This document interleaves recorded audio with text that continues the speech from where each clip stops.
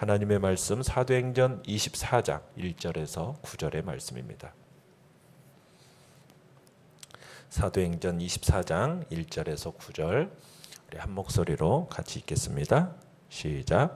닷새 후에 대제사장 아나니아가 어떤 장로들과 한 변호사 더둘로와 함께 내려와서 총독 앞에서 바울을 고발하니라.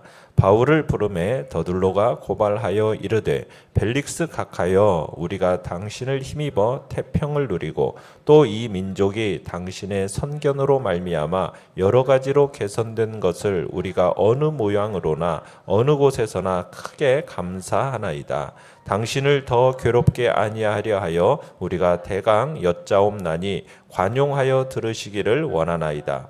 우리가 보니 이 사람은 전염병 같은 자라.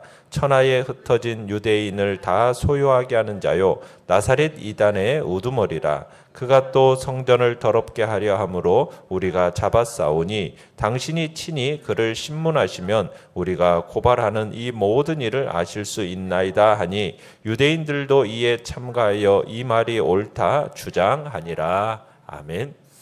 오늘 말씀의 제목은 거짓과 불의에 동참하지 않으려면이라는 제목으로 말씀을 나눕니다. 사도 바울이 가이사랴로 이렇게 후송된 지 5일 만에 대제사장 아나니아와 일부 장로들이 그들의 법정 대리인 더둘로 변호사죠. 더둘로를 대동하고 이제 가이사랴로 내려오게 됩니다. 이 더둘로라는 사람은 아주 논리적인 사람이고 능숙한 논법으로 바울을 고소하기 위해서 고용된 인물이었습니다. 더둘로는 로마법을 물론이거니와 유대인들의 종교적인 법률까지도 꿰뚫고 있었던 것으로 보여집니다. 그러니까 이런 자격을 구비하려면 디아스포라 출신의 헬라파 유대인일 가능성이 높죠.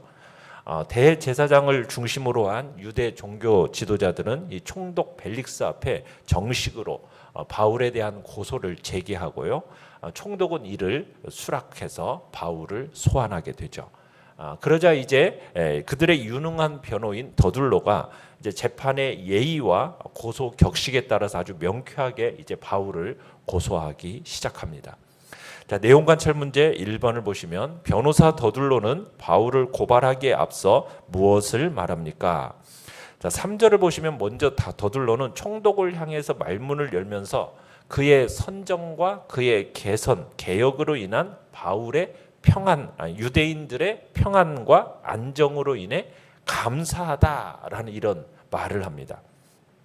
사실 총독이 유대의 백성을 지혜롭게 통치한 결과로 이 같은 평안과 번영이 있었다라고 인정하는 그런 것 같이 보여지는 이야기입니다. 하지만 요세푸스라는 역사가에 의하면 그 증거에 따르면은 이 총독 벨릭스라는 사람이 하던 이 유대의 통치는 안정과 평안을 가져오는 시기가 아니었습니다. 오히려 많은 정치적인 불안과 소요를 야기했던 때가 또 이 벨릭스 총독 시절입니다. 사실 이 벨릭스의 통치 기간 중에 유대 땅에는요 유례 없는 최악의 혼란이 여러 방면에서 일어나고 있었다고 그래요.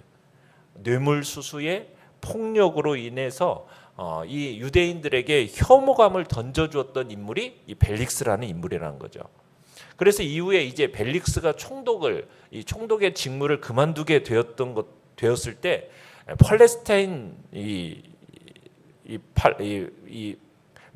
벨릭스 총독이 직무를 그만두게 된 이유도 뭐냐면 팔레스틴 전 지역에 걸쳐서 열심당원을 중심으로 반란 행위가 계속 증가했기 때문이라는 거예요.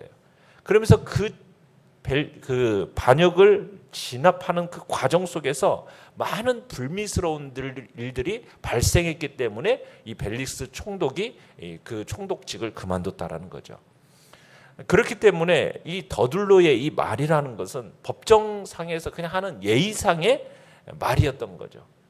예의상 사용하는 칭찬 그런 것에 지나지 않았고 이 속에는 많은 아첨이 섞여 있었던 겁니다. 그러면서 4절에서도 더둘로가 아주 간단하게 말씀을 드릴 테니 그냥 관용의 마음으로 경청해달라 이렇게 부탁하는 이것도 그냥 법정에서 사용되어지는 존경과 예의의 표시다. 이렇게 보시면 되겠습니다. 자, 내용 관찰 문제 2번입니다.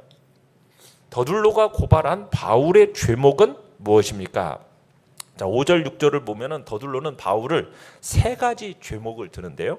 첫 번째는 소요죄, 그리고 반란죄, 그리고 성전 모독죄, 이렇게 세 가지 죄목으로 고소를 하고 있는 겁니다. 이 소요죄와 반란죄는 로마 법에 저촉지는 죄예요. 그리고 성전 모독죄는 유대법을 저촉한 죄라고 하겠습니다.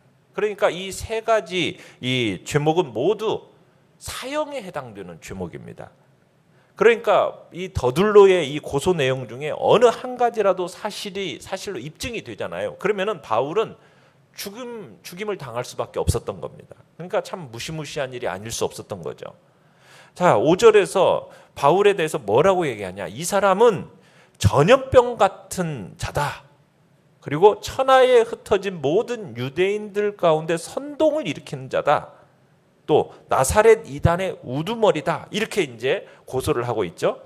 그러니까 바울을 마치 온역이나 전염병이 사람들에게 퍼지면 이게 무고한 생명을 이렇게 죽이듯이 지금 순진한 백성의 평안을 해치는 극히 해악한 존재다라는 의미를 지금 가지고 있는 겁니다.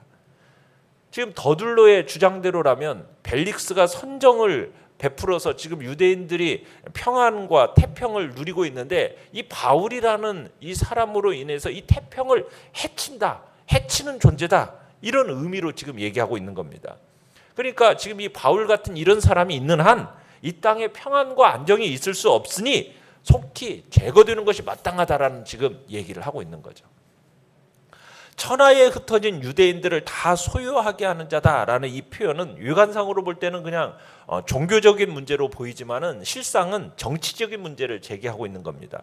여기서 소요라는 단어가 폭도나 과격한 무리들에 의해서 일으킨 선동, 이것을 지칭할 때 사용되는 단어거든요. 그러니까 이런 소요를 주동하고 일으키는 자는 어떻게 보면 로마 당국에 의해서 중벌을 받거나 심지어는 사형까지도 받게 되는 거죠. 나사렛 이단의 우두머리다라는 것을 좀 더 정확하게 말하면 나사렛인들의 이단의 두목이다. 그러니까 나사렛인들이라면 누구냐면 나사렛 예수를 믿는 신자들을 지칭하는 단어인데, 그 이단이라고 하는 것은 이들의 신앙을 지금 경멸하면서 부르는 명칭인 거죠. 결국 이 바울의 죄는 근본적으로는 정치적이고 또 2차적으로는 종교적인 범죄로 아주 심각하다라는 것을 또 역설을 합니다. 6절에서 바울이 성전을 더럽게 하려 했다라고 이제 고소를 하는데요. 이 유대인들의 삶의 중심인 이 성전을 더럽힌다라는 것은 유대인들의 삶을 말살을 한다라는 어떤 의미를 수반하고 있는 것입니다. 그러다 보니까 자연적으로 정치적인 의미로 받아들여질 수밖에 없는 겁니다. 그래서 더둘로와 지금 총독은 로마 시민이 유대인의 성전을 더럽히는 경우에도 지금 사내들인 공의회가 독자적으로 심한 중벌을 가하는 것이 허락되었다는 것을 잘 알고 있었죠. 결국 이 고소의 내용은 한마디로 뭐냐? 바울은 중형에 처해져야 마땅한 정치적으로 심각한 범죄자다라는 것을 지금 부각시키고 있는 겁니다. 그러니까 지금 더둘로의 이 고소 속에서는 좀 정치적인 색채가 아주 지배적인 거죠. 결국 기필코 이 바울을 제거하려는 유대 종교 지도자들의 악한 저의가 지금 표출되고 있는 겁니다. 과거 사내들인 공의가 예수님을 빌라도 앞에서 정치적인 죄목으로 고소한 것과 동일한 수법을 사용하고 있는 거죠. 자, 더둘로는 그가 제기하는 이 고소를 총독이 친히 조사해 보면 사실이 확인될 거다라고 이제 주장을 합니다. 바울에 대한 자신의 고소가 사실과 완전히 부합된다라는 거죠. 그가 바울의 고소와 관련해 가지고 구체적인 물증을 지금 제시하지도 않는 것은 총독이 그냥 조사만 해보면 뭐 금방 백일하에 드러날 것이라는 그런 전제가 지금 숨어 있는 겁니다.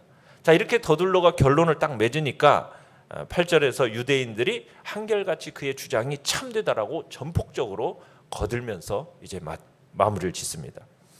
연구와 묵상 문제 3번입니다. 바울을 고발하는 자리에서 더둘로가 벨릭스 총독에게 아첨하는 이유는 무엇입니까?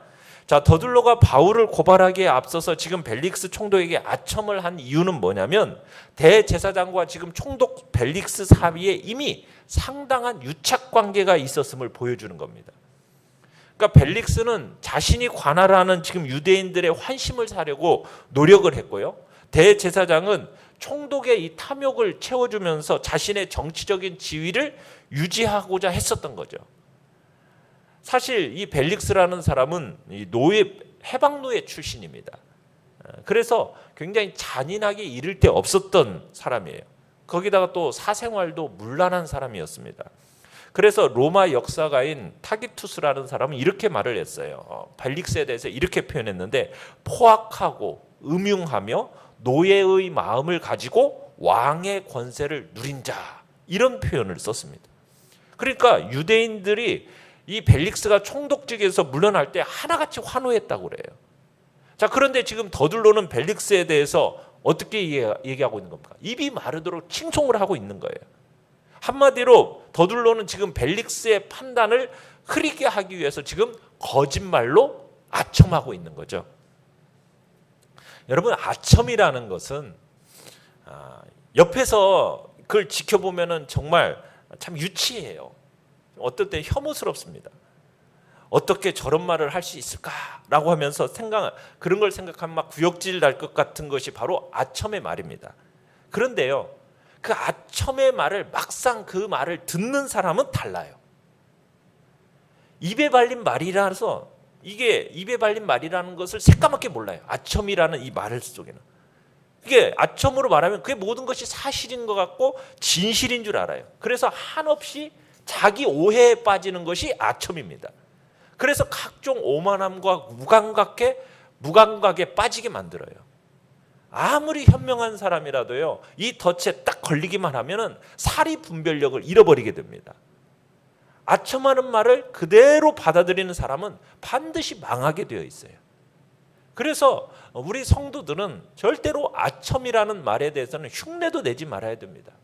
그래서 사도 바울이 골로새서 4장 6절에서 우리의 말을 어떻게 하라고 얘기하고 있습니까? 소금 치듯이 고르게 하라고 그래요. 소금 치듯 고르게 하라. 우리의 말이 선한 말이 되어야 되겠고, 사실대로 말할 수 있는 말이 진실한 말이 되기를 원하는 거죠. 느낀 점 4번입니다. 더둘로가 거짓 내용으로 바울을 강력하게 고발하는 모습에서 무엇을 느낍니까? 자, 이 더둘로의 고발은 세상에 어떻게 보면 거짓되고 불의한 모습을 그대로 보여주고 있는 겁니다. 그리고 더둘로는 사탄의 자식이다라는 것을 보여주고 있는 거죠. 여러분, 사탄이 어떤 존재죠? 주님은 사탄을 가리켜서 거짓말쟁이요 거짓의 아버지다라고 했어요. 이것은 거짓은 결국 누구에게서부터 나온다는 겁니까? 모든 거짓은 사탄에게서부터 나온다는 것을 보여주고 있는 것입니다. 그러니까 거짓을 말하는 자는 사탄의 자식이라는 거예요. 그리고 거짓말은 모든 사람을 망하게 하려는 사탄의 음성이라는 거죠. 그러니까 우리는 이런 거짓말의 실체를 정확히 알고 있어야 돼요. 그래서 우리는 비록 자기에게 해가 된다 할지라도 결코 거짓을 말해서는 안 된다는 것입니다. 거짓을 말한다면 그 누구의 종이 된다는 거예요? 사탄의 종이 된다는 거예요. 그의 소리를 대변하는 것이란 얘기는. 그래서 우리가 기억해야 할 것은 거짓으로 사람을 속일 수는 있어도 하나님을 속일 수는 없다라는 것을 우리는 기억해야 됩니다. 하나님은 결코 속지 않으십니다. 하나님은 우리의 중심을 아시는 공의로우신 재판장이시잖아요. 그래서 정말 거짓으로 하나님을 속이려는 자가 있다면 그는 그 말로 인해서 하나님께 더욱 중한 심판을 받을 수밖에 없을 것입니다. 그렇기 때문에 우리는 하나님을 속일 수 있다는 헛된 생각은 다 버리고 절대로 말로써 사람을 모함해서는 안 되는 거죠. 언제나 진실만을 말을 해야 되는 것입니다. 다른 사람을 살리는 언어, 그 언어 생활이 우리의 말이 되어야 되겠죠. 우리의 말로 선한 말이 되어서 다른 사람을 위로하고 다른 사람을 격려하고 다른 사람에게 용기를 주고 삶의 희망을 주는 그런 말이 우리의 말이 되어야 할 것입니다. 그런 언어 생활이 우리의 언어 생활이 될 수 있도록 기도하면서 주님 앞에서 복된 말로써 오늘도 승리하시길 바랍니다. 결단과 적용 5번입니다. 세상에서 가장 자주 경험하는 거짓이나 불의는 무엇입니까? 그 속에서 그리스도인답게 살아가기 위해 회개하고 결단할 일은 무엇입니까? 참 세상은 바로 거짓돼. 그것이 세상의 모습입니다. 거짓말로써, 때로는 아첨의 말로써, 이게 이제 사람들로 하여금 혼동과 또 많은 세상의 혼란스러움을 야기시키는 겁니다. 그 속에서 우리의 말은 진실해야 되겠습니다. 주님처럼 그 진실한 말로써 사람들에게 용기를 주고 희망을 주고 위로와 격려의 말이 우리의 말이 될 수 있도록 해야 할 것입니다. 오늘의 기도 같이 읽겠습니다. 시작. 주님의 자녀로서 언제 어디서나 불의를 행하지 않고 정직하게 하소서. 아멘. 말씀을 생각하면서 기도하시고요. 연약한 우리의 지체들을 위해서 기도해 주시며 코로나의 확산세 속에 하나님의 긍휼과 자비하심이 우리 또 성도들과 또 우리의 예배 가운데 하나님의 은총의 역사가 있기를 소원하면서 주여 우리 세 번 부르짖으며 나아갑니다.